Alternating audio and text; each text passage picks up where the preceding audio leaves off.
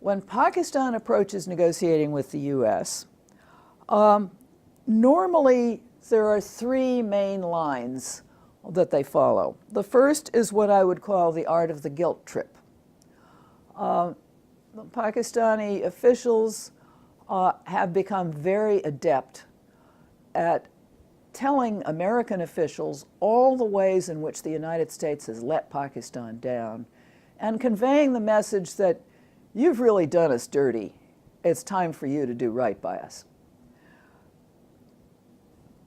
Secondly, there is an approach in Pakistan that holds that the United States needs Pakistan more than Pakistan needs the United States.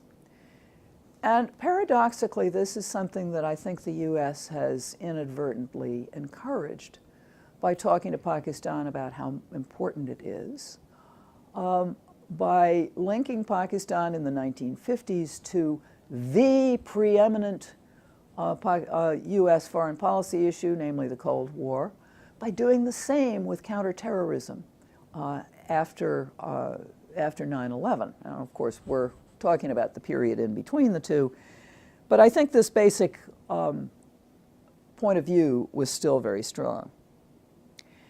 The third point is the Pakistanis believe that if they throw the United States a bone, the U.S. will accept Pakistan's priorities.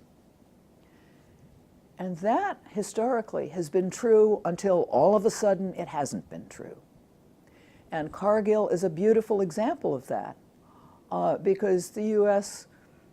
would express sympathy for Pakistan's rather frustrating efforts to get somewhere in negotiating a settlement with India, until the point where it looked like it was risking war, at which point U.S. sympathy completely vanished.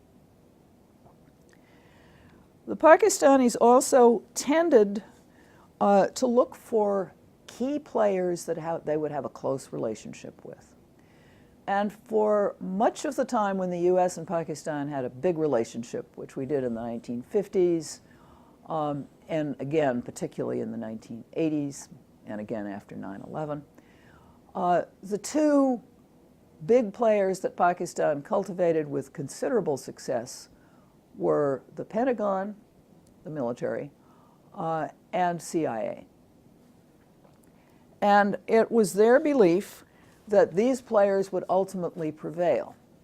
And this has had the same track record as the last thing I talk about. It's true until all of a sudden it isn't true, or they push the buttons of their key players too hard and it doesn't work.